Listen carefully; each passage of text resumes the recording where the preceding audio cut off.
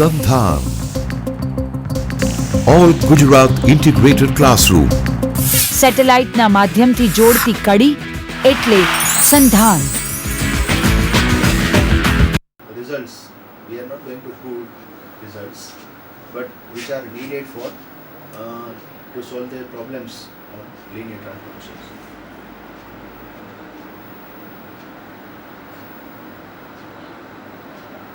Okay, first of all, let us introduce ourselves.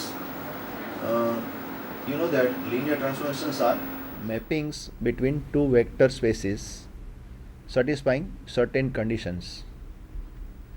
Apart from mathematics, linear transformations play important role in other subjects like statistics, operations, research, physics, chemistry, etc. Rotation of axis, reflections and projections, which we study in coordinate geometry, can be viewed as linear transformations. Also, differentiation and integration can be viewed as linear transformations. Due to such importance of linear transformations, a vector space is also known as a linear space. Sometimes we call it a vector space as a linear space. Now let us see the definition. Let us recall the definition. Say, let U and V be any vector spaces. Then a mapping T from U to V is said to be a linear transformation if the following two conditions are held. These two conditions are these: for every vector U1 U2 belongs to U, that is domain space, and for every scalar alpha, first condition, T of U1 plus U2 is equal to T of U1 plus T of U2, and the second condition, T of alpha U is equal to alpha times T of U, or U1. Okay, so these two conditions are satisfied, then a function, a mapping from vector space U to V is called a linear transformation. Some recall, we make some notes. In the first condition, in the definition of linear transformation, plus is addition of vectors. Second, the plus on the left hand side is the addition of vectors of the domain space U, while on the right hand side, plus is the addition of vectors of the codomain space V. Third, here linear transformation T preserves the binary operation plus, and hence it is also called a homomorphism. Fourth condition, fourth note, a linear transformation T from U to V, U to U, is known as linear operator on the vector space U. Now let us see some examples. Okay, some problems on linear transformation. First, suppose we have given a function T1 from R2 to R3, where T1 is defined as T1 of AB is equal to A plus B, B A for every vector AB belongs to R2. Okay, this function is T1 is going to be a linear transformation. We can check this. Okay, here we have given definition of T1 is given by T1 of AB is equal to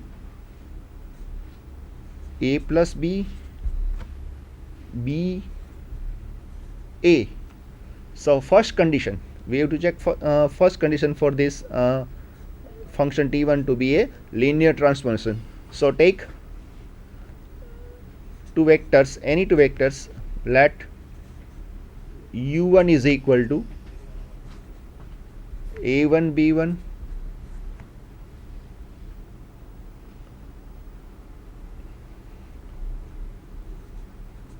U2 is equal to A2 B2 belongs to R2. then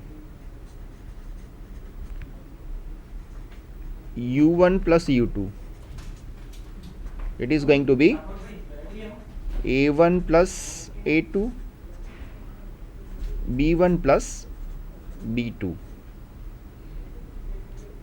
If we apply T1 on this, so we get T1 of u1 plus u2, that is equal to T1 of this a1 plus a2, b1 plus b2.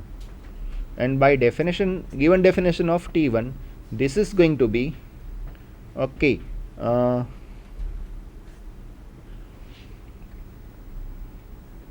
a1 plus a2 plus b1 plus b2, b1 plus b2, a1 plus a2, a1 plus a2. Say this is 1. Now we check T1 of u1 plus T1 of u2. This is equal to T1 of u1 is vector a1 b1 plus T1 of u2 is vector a2 b2 is equal to, now by definition of T1 we can write these, we get T1 of a1 b1 is equal to a1 plus b1 b1 a1. Similarly T1 of a2 b2, it is going to be a2 plus b2 b2 a2. Adding these two vectors of R3, we get a1 plus a2 plus b1 plus b2, b1 plus b2 and a1 plus a2. Say these two. So by 1 we had T1 of u1 plus e2 is equal to a1 plus a2 plus b1 plus b2, b1 plus b2, a1 plus a2. Result number 1. And we have obtained also T1 of u1 plus T1 of u2, that is equal to a1 plus a2 plus b1 plus b2, b1 plus b2, a1 plus a2. Result number 2.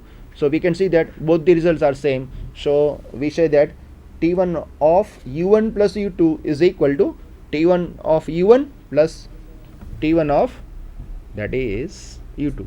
T of u1 plus u2 is equal to T1 of u1 plus T1 of u2. So first condition is verified.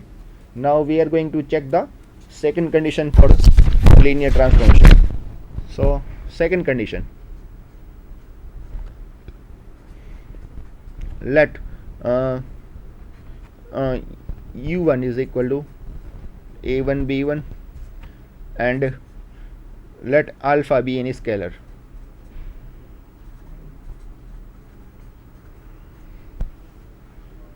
Now we have to check that T1 of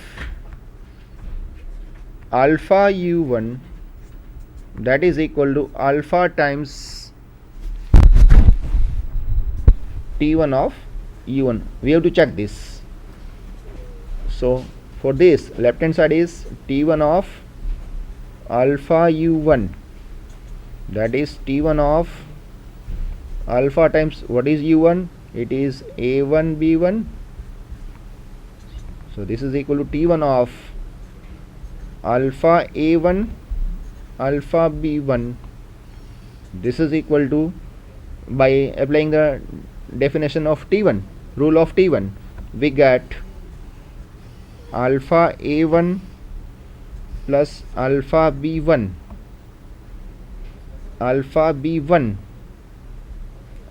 and alpha a1 vector of R3. Now from each component we can take a scalar alpha out. So we can write these as alpha times a1 plus b1. second component b1, okay, and third component a1. So we get this is equal to alpha times this vector of R3 is nothing but t of u1, and that is our required right hand side.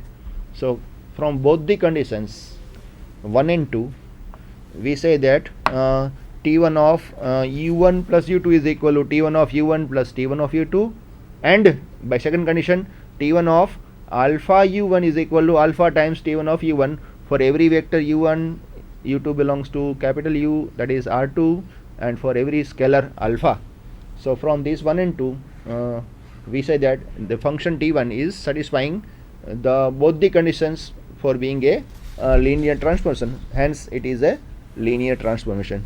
Second, okay, we can consider this second function t2 from R3 to R3 defined by t2 of xyz is equal to x minus y, x plus y plus z, x plus z for every vector xyz belongs to R3. This is going to be also a linear transformation. You can easily check this. Now we come to the examples of mappings which are not linear transformations. Okay, so first example is this t3 from R3 to R3 defined as t3 of xyz is equal to x minus y x square for every xyz belongs to R3. It is not a linear transformation. We can check this. Here we have given the definition of t3. T3 is from R3 to R3. T3 is from R3 to R3 given by T3 of x, y, z is equal to x minus y x square. Now we check this function t3 is not a linear transformation. To show that this is not a linear transformation, we have to show that at least one of the two conditions are collapsed. Okay, so first we check the first condition. Let u1 is equal to vector x1 y1 z1 and u2 is equal to vector x2 y2 z2 implies u1 plus u2 is equal to, we get x1 plus x2 y1 plus y2 z1 plus z2. Applying t3 on this, t3 of u1 plus u2, that will be t3 of this x1 plus x2 y1 plus y2 z1 plus z2. Applying definition of t3 on this vector, okay, we get first component x1 plus x2 minus y1 plus y2. Okay, then we get x1 plus x2 as the second component of resulting vector, and third component is x1 plus x2 whole squared. This is our t3 of u1 plus u2. Say result number 1. Now we check the right hand side. Say t of u1 plus t of u2, that is t3 of u1 plus t3 of u2. T3 of u1 is we have taken x1 y1 z1 plus t3 of x2 y2 z2. Applying t3 on x1 y1 z1, we get by definition it is x1 minus y1 x1 squared plus t3 of x2 y2 z2, that is going to be x2 minus y2 x2 x2 square by definition of T3. Now adding these two vectors of R3, we get x1 plus x2 minus y1 plus y2 first component as the resulting vector. Second component of the resulting vector is x1 plus x2, and third component is x1 square plus x2 square. Say result number 2. Now look at this. In result number 1, we have the third component of T3 of U1 plus U2 is equal to x1 plus x2 whole squared, and here T3 of U1 plus T3 of U2, we are getting the third component is x1 square plus x2 square. We know that x1 plus x2 whole square is not equal to x1 square plus x2 square. So therefore we from 1 and 2 we can say that T3 of U1 plus U2 is not equal to T3 of U1 plus T3 of U2. Therefore we say that the first condition is violated. So the define function T3 as T3 of x y z is equal to x minus y x square is not a linear transformation from R3 to R3. Similarly, if we define function T4 from R3 to R3 as T4 of x y z is equal to x minus y x 1 plus z for every vector x y z of R3, it is not a linear transformation also. You can easily check that. So we said that if any component is getting power square, cube, and etc., and if we are getting the addition of any scalar in the resulting vector, then that type of functions are not going to be